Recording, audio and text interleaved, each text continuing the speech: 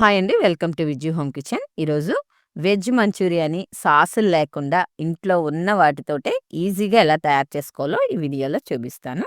Taste అయితే చాలా చాలా బావుంటుందండి. ఇప్పుడు తయారీ విధానం చూద్దాం. ముందుగా అయితే క్యాబేజీ తురుమును ఒక కప్పు తీసుకోండి. చక్కగా ఇలా సన్నగా తురిమి తీసుకోండి. అప్పుడే మనకు వాటర్ అంతా కూడా పైకొస్తుంది. అలాగే ఒక కప్పు క్యాబేజీ తురుముకి హాఫ్ కప్పు క్యారెట్ తురుము వేసుకోండి. అలాగే ఒక పావు టీ స్పూన్ సాల్టు, ఒక పావు టీ స్పూన్ కారం. ఇవైతే సరిపోతాయి. చక్కగా ఇలా వేసుకొని వాటర్ వచ్చేంత వరకు ఇలా గట్టిగా ప్రెస్ చేస్తూ కలుపుకోండి. ఇందులో చాలా వాటర్ ఉందండి. కలుపుతుంటేనే తెలుస్తుంది. ఒకసారి చూడండి, మీకు చూపిస్తాను చూడండి ఎంత వాటర్ ఉందో. ఈ వాటర్ అంతా కూడా బయటికి రావాలి. చక్కగా ఇలా కలపండి. ఇలా కలుపుకునేక వాటర్ పైకొచ్చాక ఒక టేబుల్ స్పూన్ మైదా, అలాగే ఒక టేబుల్ స్పూన్ కార్న్‌ఫ్లోర్ వేసుకోండి. 2 ఎప్పుడైనా ఈక్వల్‌గా వేసుకోవాలి. వేసుకొని ఫస్ట్ ఒకసారి కలుపుకోవాలి. పిండి సరిపోతుందా లేదా అనేది కలిపిన తర్వాత తెలుస్తుంది. చూడండి, ఇలా కలిపిన తర్వాత కొంచెం చెమ్మని చూసారా? అందుకని నేను మళ్ళీ ఇదొక హాఫ్ టేబుల్ స్పూన్, అదొక హాఫ్ టేబుల్ స్పూన్ వేసాను. ఇక మాక్సిమం ఇదైతే సరిపోవచ్చు అనుకుంటున్నాను నేను. చక్కగా కలపండి. ఇదైతే సరిపోయిందండి. ఇప్పుడు వీటిని చిన్న చిన్న బాల్స్‌లా చుట్టుకోండి. ఇక్కడ నేను ఎటువంటి ఆర్టిఫిషియల్ ఫ్లేవర్స్ గానీ, కలర్ గానీ ఏమీ వేయలేదండి. ఇలా చిన్న బాల్స్ ఒత్తుకున్నారనుకోండి, అదే చుట్టుకున్నారనుకోండి, చక్కగా ఆయిల్‌లో ఈజీగా వేగుతాయి. ఇలాగే అన్ని బాల్స్‌ని చుట్టుకొని ఒక ప్లేట్‌లోకి తీసుకోండి. ఇప్పుడు వీటిని ఒక పక్కన ఉంచుకొని స్టవ్ మీద ఆయిల్ మరిగించండి. ఆయిల్ మరిగాక ఇలా ఒక్కొక్కటి వేసుకోండి.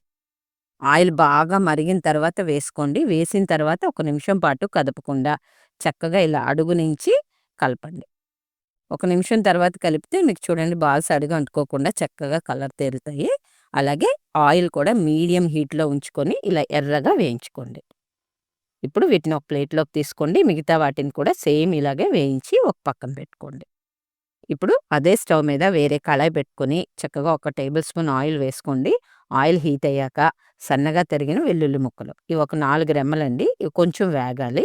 ఇవి కొంచెం వేగిన తర్వాత కొంచెం క్యాప్సికమ్ ముక్కలు, అలాగే క్యాప్సికమ్ ముక్కలు పూర్తిగా వేగాల్సిన లేదు. జస్ట్ 2 సార్లు తిప్పేసుకోండి ఇలాగా. ఇప్పుడు ఇందులో ఉల్లిపాయ ముక్కలు సన్నగా తరిగి వేసుకోండి. ఈ 2 కూడా జస్ట్ మగ్గిన తర్వాత ఇందులో ఒక టమాటాని, 2 ఎండుమిరపకాయలని మెత్తగా పేస్ట్‌లా కొట్టుకొని వేసుకోండి. చూడండి, ఎండుమిరపకాయలని కొంచెం వేడి నీళ్ళల్లో నానబెట్టుకుంటే మీకు స్మూత్‌గా వస్తుందండి పేస్టు. ఇలా వేసుకొని ఒక్కసారి కలపండి. ఇవన్నీ మిక్స్ అయ్యేంత వరకు కలుపుకోండి. ఫ్లేమ్ అయితే మీడియంలో ఉంచుకోండి. ఇలా మిక్స్ అయ్యాక ఇందులో రుచికి సరిపడా సాల్ట్ వేయండి. అంటే ఈ టమాటాకి సరిపడా సాల్ట్ వేసుకోండి. వేసుకొని బాగా కలిపేయండి. ఇలా కలుపుకొని ఆయిల్ పైకి తేలుతున్నప్పుడు ఇందులో ఒక చెక్క నిమ్మరసాన్ని గానీ, లేదా ఒక టీ స్పూన్ వెనిగర్‌ని గానీ వేసుకోవచ్చు. ఇక్కడ నా దగ్గర నిమ్మకాయలు లేవని వెనిగర్ వేశానండి. మీ దగ్గర ఇది ఇష్టం లేకపోతే స్కిప్ చేయొచ్చు. చక్కగా ఇలాగంతా కూడా మళ్ళీ ఒక్కసారి కలుపుకొని ఇలా దగ్గరగా అయ్యాక ఒక టీ స్పూన్ కార్న్‌ఫ్లోర్ తీసుకొని ఇలా పల్చగా కలుపుకోండి. కలుపుకొని వేసుకోవాలి. వేసుకునేటప్పుడు ఫ్లేమ్ అయితే సిమ్‌లో ఉంచండి. కార్న్‌ఫ్లోర్ వేసినప్పుడు ముక్కలుగా అయిపోతుంది. అందుకని లో ఫ్లేమ్‌లో వేసుకొని చక్కగా ఇలా ఉడికించండి. ఇలా ఉడికిన తర్వాత మంచూరి బాల్స్ ఇందులో వేసేసుకుందాం. దగ్గరగా ఇదంతా పీల్చుకునేంత వరకు మీడియం ఫ్లేమ్‌లో తిప్పుకోండి. ఫ్రెండ్స్, ఇప్పటి వరకు మీరు చూసారు అంటే నేను చెప్పేది మీకు నచ్చినట్లే కదా! ఎక్స్‌ప్లెయిన్ చేసేదంతా కూడా. తప్పకుండా సబ్స్క్రైబ్ చేసుకొని చూడండి ఫ్రెండ్స్. అలాగే ఇలాంటి సింపుల్ స్నాక్స్ చాలా ఉన్నాయి మన ఛానల్‌లోని. లింకులైతే నేను డిస్క్రిప్షన్‌లో, కామెంట్ సెక్షన్‌లో పెడతాను. ఒకసారి వాచ్ చేయండి. ఇది తప్పకుండా ట్రై చేయండి ఫ్రెండ్స్. చాలా బావుంటుంది.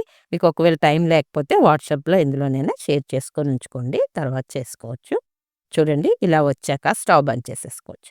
నచ్చినట్లయితే లైక్ చేయండి. అలాగే ట్రై చేశాక కామెంట్ చేయడం మర్చిపోవద్దు. ఏవైనా డౌట్లున్నా కామెంట్ చేయండి. నేను వెంటనే రెస్పాండ్ అవుతాను. Thank you for watching.